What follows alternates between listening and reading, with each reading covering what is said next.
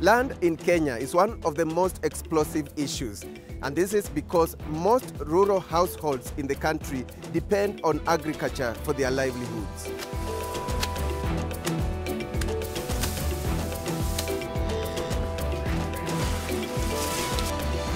On today's program, land leasing in Kakamega County, the elephant in the room. A brother to that leaser came and attacked the people that I had sent to that shamba for preparation. But all is not lost. The initiative of community-led land lease guidelines is a good case example of how communities and stakeholders can work together to get solutions to livelihood challenges. Also on this show, the role of county governments in streamlining land lease guidelines. The counties is part of their responsibility to come up with legislation that will make people access land easily. Sit back, relax as we take you to Kakamega County. But first, here is our fact sheet. Kakamega County lies in the former western province of Kenya. Kakamega County is the second most populous county after Nairobi City County. In 2012, the population of Kakamega County was projected to be about 1.7 million, and this number was expected to hit 2 million by 2017.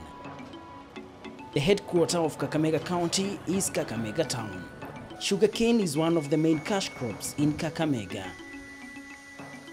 The ever-increasing population and need for land to do crop farming is putting more pressure on land availability in Kakamega. According to Kakamega County Development Profile of 2013, the average land holding size in the county is 1.5 acres due to its high population density. As of 2012, only 38.6% of the population had title deeds because of the land tenure system and lengthy adjudication processes. Kakamega County is generally an agriculture productive county, but the land tenure has been quite challenging because ownership of land in the county is held by the paternal leadership of families, where the fathers in the family hold the land even when their sons have their own families, and therefore the ownership, they do not have access to the land that they are able to utilize. And the majority of the people who work on the land are the ladies, of which they don't own that land. And therefore the production which comes out, it becomes a product of the father while he was not the one working on the land. And the second aspect, a lot of agriculture activities is also still based on the old people in the county. And as land division goes on, the youth are found not to be enticed to work on the land which they don't own. According to a survey by TMG Research in Kakamega, as high as 38% of households lease land to increase family food, yet many of these leases are discontinued either due to infertility of the land or conflict with the landowners.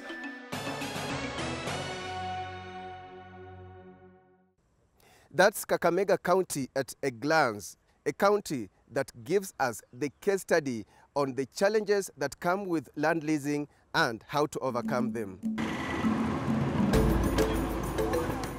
Welcome to Kakamega County, a county strategically located within the Western Kenya sugar belt, hence synonymous with sugarcane farming. Crop farming is the order of the day here in Kakamega, and this has resulted to high demand for land. For farmers who are unable to own land, especially women and youth, they have ended up leasing land, making them most vulnerable to land lease-related conflicts. Leasing land is common here, and it's very important for the locals because it's a source of livelihoods. But the tenure insecurity of leased lands leads to less investments when it comes to sustainable management of soil. If somebody takes or leases a piece of land, there should be terms. They agree. They should be understanding. With the public participation, people will understand the needs, what it means by leasing it. Many farmers in Kakamega have had ugly experiences with leasing land. If not being duped, then it's a case of things moving from bad to worse. At one time I had land which I was not tilling, and so I opted to give it to somebody who would till it because I was far away. But then I came to discover that the person I've leased to land after some times has decided to take the land to be his. And so by the end of the day, I opted to sell the land to him. Nilikotesha shamba, nikasikizana na land lease, anipatie some money, niende nilipie mtoto school fees. Hapo tulimalizana, akanipea pesa, mimi nikaenda shughuli zangu kwa school fees, nikamwachia shamba aanze kufanya kazi yake. Lakini vile nilienda kwa shamba sasa kuona anaendeleaje, kule ndio nilipata sasa ana misused shamba kwa sababu kuna miti si yake, anatumia, anakata bila kuniuliza. Anakata, anatumia, kuna mawe kwa ile shamba yenye inaweza fanya kazi, anachukua, anakuja na wheelbarrow na pepa, anaenda kufanyia kazi yake polepole. Sasa kuona hivyo hatukusikizana. In that family with 18 These stories are shared by many farmers in Kakamega County. From one village to another, you will not miss stories of land-related conflicts due to lack of proper land lease agreements. Meet George Mbele from Muraka village in Kakamega County. Farmers like George want to invest in their land. They know a lot about sustainable land management practices, but many practices only pay off in the long term, and some are highly costly and work-intensive at the start. And if someone does not stay true to his word on the lease, people like George stand to lose their money and cannot invest anymore. Just before I retired, I decided to put some money together so that I could plant grass. I thought harvesting of grass would be very, very beneficial. So I took some money and leased 20 acres. The agreement was for 3 years. When I paid for the first year, I paid 100,000. At the end of the first year, I discovered on my own that the lady who had leased this land to me had leased it to somebody else. When we went into the first half of the last year, she didn't want me to harvest it anymore. When the tractor came, this lady had her son and 2 other people in the house. They came out. Each one of them had a panga. Eventually, I decided that it was going to become very expensive if I would have to harvest this grass. And every time I harvest, I have to bring policemen to stand by. My relationship with this lady had gone very low down. So I decided I was going to harvest it for the last time. These realities can be seen as just one dimension of the many ways in which land access and ownership is affecting farmers in Kakamega. It is a complex and at times overwhelming problem, but land lease arrangements have been found to be an important starting point for approaching land tenure insecurity. It's also a small piece to the puzzle of supporting more sustainable land management and food production in the region. When a farmer leases a land, mostly they didn't practice sustainable farming because the land doesn't belong to him or her. But with the guidelines, it will take into consideration the farming techniques and also the sustainability issue. I decided to include in the guidelines rotational farming, growing of agroforestry trees, so as to increase food security. Well, now you know, it's not all about ending land-related conflicts. The land lease guidelines comes in handy in sustainable land management, a critical component of sustainable development goals touching on food security and land use for agriculture. It's therefore very important to streamline these land leasing guidelines because this is one of the ways which can be used to encourage and empower farmers to implement sustainable land management techniques. Those are real-life experiences when it comes to the challenges that come with land leasing. After the break, we will be back with the process of making land leasing guidelines and the role of development partners, the national government and the county government. We have been developing community-driven land lease guidelines, and this is actually a very exciting program because even our own government does not have a real streamlined guideline that talks about land leasing. The land tenure systems that we have are not structured, and this tries to address that. Welcome back. We've pitched tent in Kakamega County. We are looking at the challenges that come with land leasing. Time now to focus on the process of formulating guidelines in order to resolve those challenges, with the locals saying this couldn't have come at a better time. Somewhere in Shinyalu sub-county, a meeting with a key agenda of formulating land lease guidelines is underway.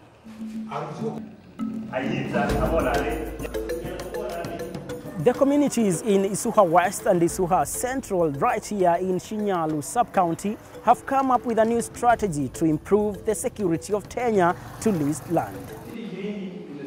In dialogues supported by Shibuye community health workers and TMG research, the locals here have developed land lease guidelines adapted to their specific local needs, built on the experiences many of the farmers have had with land leasing over the years. Our work on land is the most important work that we have been doing in this community because it's around helping to understand the legal institutions that govern land. It is also about helping women to understand that it is important for them to be part of land governance because the land board mostly have been patriarchal.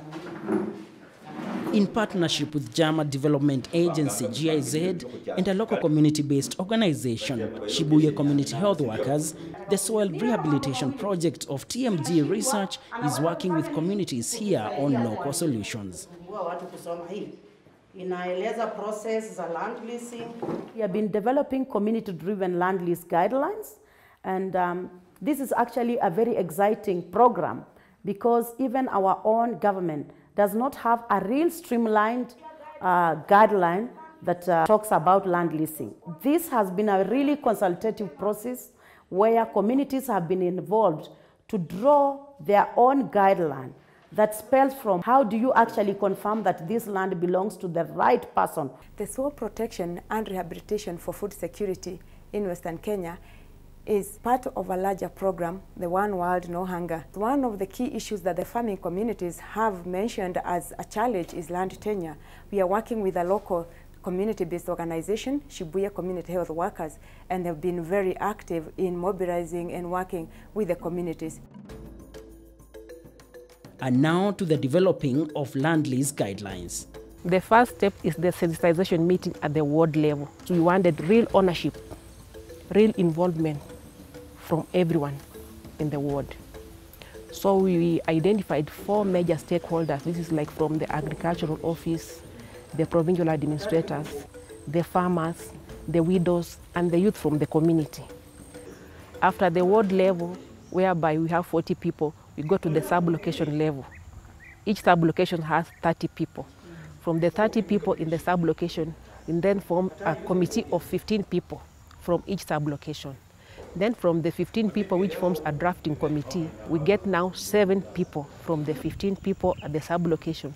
The 7 meet together from the 4 sub-locations to fine-tune the document before it is published and launched. After the launch, this is where we have a way forward. The way forward is, what do we want to do with these guidelines? We must sensitize it in the entire community because we have other people whom we have not reached. So we have to go in public forums.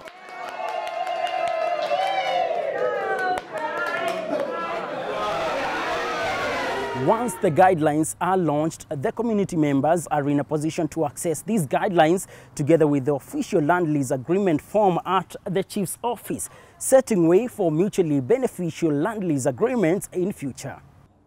In this community, it is unfortunate that 3/4 of the land is still registered to our forefathers. So through this land lease guidelines, it is also assisting us to tell people on how they should go in succeeding, filing succession, so that they can own land. When it comes to land leasing, the leasee will benefit, and the leaser will also benefit, in the sense that the leasee will benefit that he has particular activities that he wishes to use the land for, and the leaser maybe wants some money, quick money, to pay fees and so forth. And I want to believe if that is done, it will reduce even the conflicts in the land issue.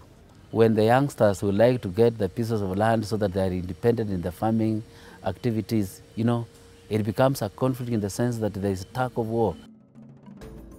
Many farmers in this area have embraced the land lease guidelines and are hopeful that these guidelines will be the end of the crisis between the leaser and the leasee. Being a farmer, I feel that I want to know how we can make it a better process for all of us. That if I lease land, I'm comfortable with it. I don't feel like, oh, I'm losing my money, or maybe my crops will be spoiled. You see, the more I fear those things, the more poverty comes. I want to encourage that this particular exercise should be spread across the county to come up with proper guidelines that can even help in local courts and become a legal document to assist this ward and even in the county as a whole. This policy will help even mwananchi mdogo. I feel it's important, even if this program can be done all over Kenya, because land leasing is not only in Isuka West, it is all over. The purpose of leasing land is to maximize production of food. You will not maximize this production if the person producing does not enjoy their rights. If the person who is leasing does not enjoy their rights. And I think that's why I think what we are doing is very useful. For the development agencies, it's time to focus on formulation of good agricultural policies, which are key in complementing land lease guidelines. Key one is National Agricultural Soil Management Policy. This is a policy where we are working together, GIZ and the Minister of Agriculture, Livestock and Fisheries, to develop a framework for sustainable use of soils, mostly sustainable land use management here in Kenya. So the policy proposes various methods and mechanisms through which people, especially the youth, even others, who may need land to use it for agricultural purposes and don't have it, can access it. Access to land, of course, is right at the foundation of food production and productivity. We've just gone through a process of looking at the implementation, particularly of SDG 2. The issue of accessibility to land and soil fertility are very, very intricately tied. And to take the issue of land access to the next level, the development agencies are now calling upon the intervention of the county government. We are keen to see that how can the counties put in place to actually access and own land. We have land in the community that it's not being used. It will be a good move to rehabilitating some of the degraded parts of the land, because you go along the community, there are certain areas that the big gullies, eroded, poor soils, those are the areas they usually lease. So I'm sure the owners of such parcels would be very glad to lease out because somebody starts to make the soil better for them. County and people participation is absolutely a must, mandatory. You will not get a policy out if you didn't get the involvement of the county. So as we talk even about the broad sector strategies like the agriculture sector strategy for growth and transformation, then you have to bring the counties on board so that you walk along with them so that implementation doesn't become a problem. Otherwise, it becomes a case of national government versus county governments. So their full involvement ensures that they are able to participate and therefore implement the national policies. Because the mandate is that the national government is in charge of policy making, strategies, regulation and legislation. And the county governments are responsible for all aspects of agriculture, like production, agriculture extension, even marketing to some extent, as long as it's within the legal requirements of the country. The conversation surrounding land lease guidelines has now grabbed the attention of the county government. What we have looked at, especially in the cane sector, which, you know, sugarcane is a major crop in this county, is they have local agreements with the ownership of the land, and thereafter it becomes a challenge when the harvesting comes and you get all kinds of scopos coming in. But with a structured and particularly with the administrators on, it will be difficult. It will be very easy to enforce those contracts. So we think that can be extrapolated to the rest of the county. The guidelines are good. We should go a step further and have these localized in the county assemblies. So the counties is part of their responsibility to come up legislation that will make people access land easily. So I think the best that we could do is to legalize these guidelines so that now they are in law, and now we can spread it to other wards in the county. We sensitize committees at every level of the ward, and then we come and pass legislation in our county assembly. Respectable member of the community. Experts have argued that locally led initiatives are the backbone to sustainable solutions and should be supported wherever and whenever possible. The process developed by TMG Research together with Shibuye community health workers in Kakamega can serve as a model for other regions. From Kakamega County, my name is Elijah Mwangi. Thank you so much, Elijah, for those informative reports. Yes, remember this show is about stories that transform lives. And that's how we end our show today. On behalf of the entire crew, thank you so much for watching.